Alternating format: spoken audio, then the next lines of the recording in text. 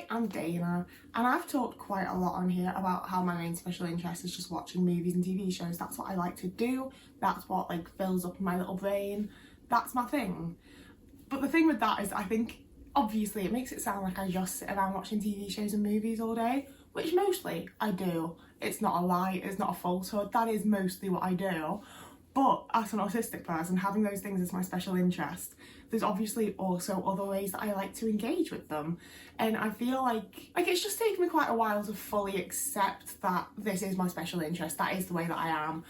I may as well just enjoy it and engage in it and have fun with it, rather than being like, oh my god, I just watch TV shows all day, this is the worst, you know? So obviously the first thing that I do to engage with my special interest is watching things over and over and over. I like to get to a point where I can just sort of summon up any moment of a show or movie that I really like in my head and sort of watch it back. I like to feel like I know everything about it, you know, I like to know what props are in the background. I like to feel like I know exactly what's coming and exactly what's going to happen, and I have a full knowledge of the thing. It doesn't always apply in the way people expect it to. If you ask me to explain the full plot of an arch in Doctor Who, I probably can't, to be honest with you. I'm very well, there was a time travel thing and then there were 3 doctors and now it's all okay. You know? I care about plots, but they also don't stick all that well. I'm much more character driven. I like to feel like I've seen every bit of the character, I've seen every facial expression, I understand them.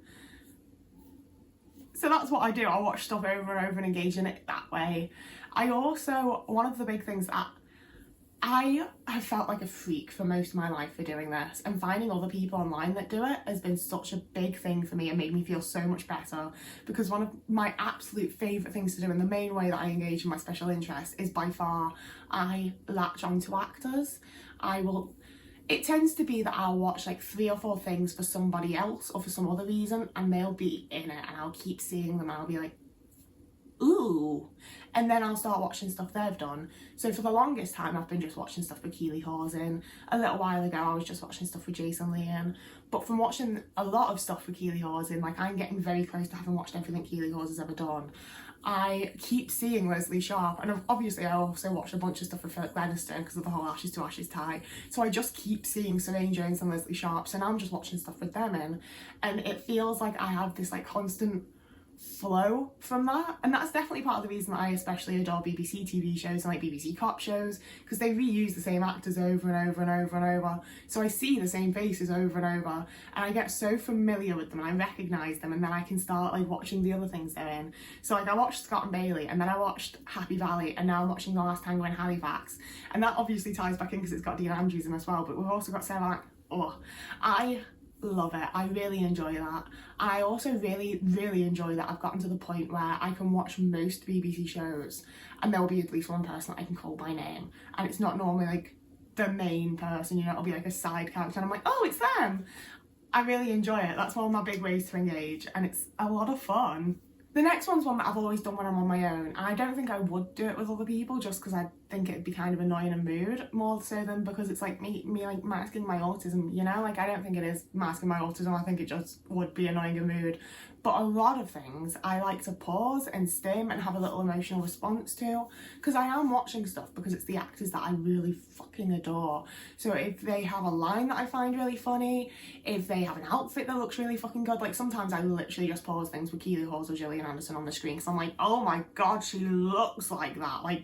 She looks like that, you know? I just have to pause it and take a minute to react and have a little stim and be like, I love these little people, you know? As much as I love the film or the TV show or whatever, the actors are a massive main draw for me, and I love them so much. And I could make a whole video about the way that I love actors, because I don't think it's the way that a lot of people love actors, because I don't want to know anything about them. I don't like watching interviews with them. I don't want to see them as themselves. It's the fact that they're this vessel that gives me the characters that I love, and I fucking love those characters. I need Keely Hawes so that I get Alex Drake. I don't really actually care about Keely Hawes as the individual, you know, if that makes sense. And obviously I deeply do, because I need her to get Alex Drake, but I don't actually, you know, care about her really. And I do, but I don't. For a long time I would pause shows and I'd just sit there and go, oh, I feel so strongly about this, you know? And I would literally like have my arms up here and feel like I was like keeping it in. And I don't do that anymore. I just pause it and I have my little stim. I will like throw myself on the back and kick my little feet. And I just enjoy it in the way that feels natural to enjoy, you know? And it's really nice. It's really fun. Now, the one area that I think everybody experiences if you're like a thing, quite frankly, is buying merch, buying related items. And it's the related items where I start to slip, I think, because like I have a bunch of Doctor Who merch and it's all, you know, normal merch. It's stuff you buy as Doctor Who merch. Ashes to Ashes has like no merch. I own like the soundtrack and the DVDs, and that's what you can get, you know? So I'm at a point where I own negatives of Philip Glavis's headshots. Check it out on I'm gonna put a picture here. I spent a good while last night scanning a bunch in because it's just so fucking cool. I own those, they're mine. I have the negatives, like the little film strips. It's very sick. My sugar dish that I use in my kitchen is the same one that they have in CID. I've just recently bought a Princess Diana fucking coronation glass because it's the same one that you see Ray drink out of in Luigi's for like 6 seconds. Once I've moved and I'm more settled, one of my genuine goals is to sit down and watch Ashes to Ashes and just like screenshot various things I want and then find them. Clothes, like random little bits around like Alex's flat and on the police station, just whatever. I love having little things that just, every time I make a cuppa, I think of Ashes to Ashes because I've got the sugar bowl from CID. You know, I love being able to like incorporate it into my life in that way. And it very much is just that like I can't find merch of it. I can't find merch of the thing. So that's what I've got to do. That's where I'm going with it, you know? And maybe that's not what the average person would do, but I feel like it's been a way to really like feed into my special interests and have a nice time and really enjoy myself and give myself freedom to enjoy the things that I enjoy, you know? This next one does still make me feel a bit like embarrassed and cringeworthy. I'm like, oh, leave me alone about it. But I do also really fucking love dressing like characters. And I don't mean that in the way of like cosplay. And that's no shade on cosplay. I have also cosplayed. I do really enjoy that as well. But one of my favourite things to do when I get into a show, when it's like, you know, like the things I'm watching at the minute I'm really enjoying, I'm really into them, but they're not hitting in the way that like say Ashes to Ashes did, you know, the way that Doctor Who does. So it's not happening right now, but it will happen again at some point. It happened with the X-Files where I have to dress like the character. I dress like Alex Drake all the fucking time. And sometimes it'll like progress because like I ain't never gonna dress like, I mean, I would dress like Scully for like a cosplay or costume, but in my day-to-day life, I'm not about to start wearing like some big 90s suit or whatever. But I own a whole fucking load of plaid shirts because in my X-Files days, I just wanted to dress like I was in the 90s. I just wanted to dress like I was in that universe. And I have a whole bunch of days where I just dress like it's the 80s because I feel like I'm in the Ashes to Ashes universe too. And it's one of the things that I got really horribly fucking bullied for in high school. There was so many times that I would just be seen out and about in town. So many times we had like non-uniform days, and the only way that I knew to dress to have any sort of confidence was to dress like somebody else, to dress like a character. I like to dress like a musician, I like whatever, you know? So I would, and then I'd get the absolute shit torn out of me. And it's one of the things that I still massively, massively enjoy. But the embarrassment that I feel when someone points it out, like, I have good friends now, you know, they pay attention to my interests and stuff, so every now and again, one of them will be like, oh, you're dressed like such and such, and I'm like, no, they've noticed, this is disgusting, I need to die, like, I hate it, don't notice me doing it, but I also very much am, and I do really enjoy it, and it's one of the things that I do wish I could be a bit more relaxed and chill and open about, and just like, yeah, I am, fun, you know? I was going to say this next one's a bit more recent, but it's kind of not, because I really, really fucking love visiting filming locations. And I was going to say it's a bit more recent because this year I've been to like the overpass where Sam Tyler got hit by a car, and I've also been to the street where they have Fenchurch, as well as fucking Luigi's and Alex's flat. I got to visit the filming location of Ashes to Ashes and stand where she stood, and it was the best. But that's not the first time I've done shit like that. I went to Cardiff when I was like 14 or 15 and went on one of like the guided bus tours of various places that we used to film Doctor Who. I went to Yanto Shrine and all of that, and I would really love to do that again. It was a really bad point in my teen years that I did it, so all the pictures are really horrible, and it's like I'm stood by the fucking water tower that I saw throughout my childhood, and the picture is disgusting, so I would actually really like to do that again. But I also, like I said, I've just recently finished watching Scott and Bailey, so my next thing's got to be going on a little day trip to Manchester and finding all the places from that. And I think that's also part of why I really love watching things that are like No, it's not. I enjoy the fact that watching things that are set up north means that I can probably just jump the train and go and see the locations myself. But I also think that I could live, if I lived in America, I'd still be watching Northern British shit, you know? It's just what I enjoy. But getting to go to the filming locations and be like, this is the place that was on television, this is where my little characters were stood, I am exactly where she was. It's just so much fun and I find it so cool, and I love being able to take the pictures and be like, I was there, I'm in the show, I'm part of that universe for like 2 minutes, you know? I find it really, really fun. I think it's really cool. I really, really want to do that more and go to more places from shows that I like. And it might be kind of tricky because a lot of shows that I like are from like 2002, and I think like one of the main reasons for going to the Ashes to Ashes location was that I saw a rumour online that the buildings are going to be knocked down soon. So unfortunately I think a lot of places I'd like to see probably don't exist anymore, but the ones that do I would really like to find and visit. And alongside that, obviously I love meeting people that are involved in the things.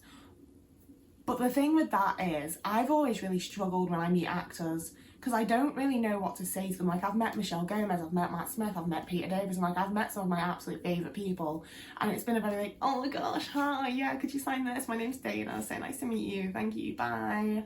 Because they are like, you know, I very much appreciate that they are full-ass people, and I very much appreciate the work that they do. But I have a lot to say to the Doctor or Alex Drake or like Missy or whoever, you know, like I don't really have shit to say to Paul McGann or Peter Davison. And it's like, yes, I want you to sign my thing. Yes, I really, really appreciate your work and it's so incredibly cool to get to meet you. I don't know what the fuck to say. Like, you're not my character, you're not my guy. I'm sorry. And I think that's also why meeting Kevin Smith was like absolutely like the top 3 experiences of my entire fucking life.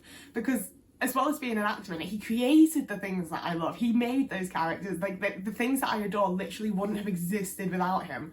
So it was very, very easy for me once I started chattering away for it all to come out and to be like, I fucking adore the things that you do, you know? Whereas with actors, it's like, I love the character that you've given me and I love that you're able to act so well, but it's just a slightly weird thing to say and I don't know how to say it in a way that's authentic or whatever, you know? But when it's people that have like helped to actually, and obviously the actors also are vital to helping create the world and the universe or whatever, but it's different, you know? Like, they've shown up and said the words and done a really great job of acting and they are the character and they've embodied that character and I'm so glad they've done that for me.